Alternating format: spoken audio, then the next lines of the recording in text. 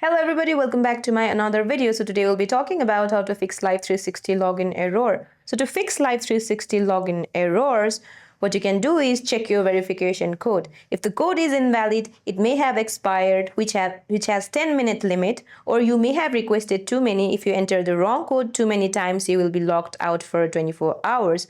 Now the next what you can do is reinstall your app. Delete your existing app from your phone and then go to your Play Store or Google Play Store and download Life360 and then install it again. The next what you can do is check your internet connection. Make sure that you have a stable internet connection, or you can just switch between your Wi-Fi to your mobile data to make a stable connection.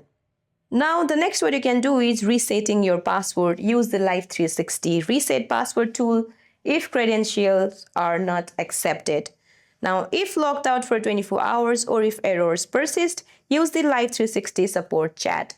So that's it for this video, guys. I hope you like this video. See you in my next one.